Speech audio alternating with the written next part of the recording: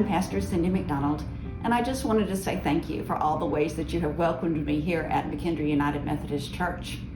I'm so grateful to be at a church that cares about the community in such a practical way. I have just loved walking through the hallway and seeing all the purchases, the school supplies for McKendree Elementary School. It is just so wonderful to be part of a church that cares about the community in this way.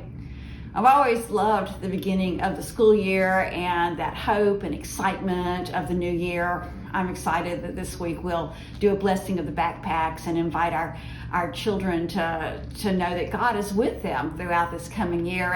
And really, student of any age can be part of that. You know, a college student or a neighbor that's going back to school, invite them, and they'll be blessed. They'll be blessed. Thinking about the school year always reminds me of the beginning of another school year when we had just moved to an area and were visiting a church for the very first time.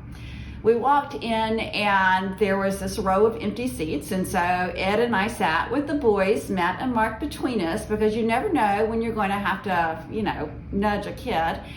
And we sat down, and this older gentleman who was sitting in the row in front of us turns around and looks at us with this stern expression on his face.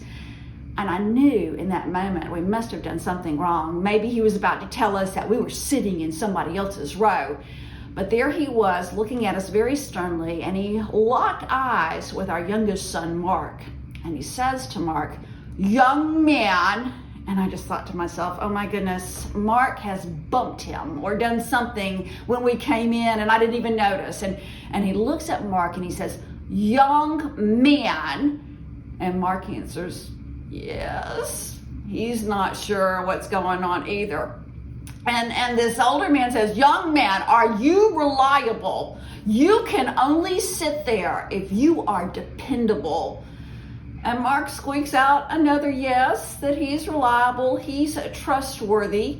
And then this older gentleman introduces himself, tells us that his name is Thad, and he needs Mark to watch him in church. And he tells Mark, "If I fall asleep, you need to thump me on the back of the head and wake me up. Can you do that?" Ask a 5-year-old, can they thump you if you fall asleep? You better bet Mark wanted to help out in that way. And that whole worship service, he sat on the edge of his seat, just waiting for Mr. Thad to nod off so he could thump him on the head.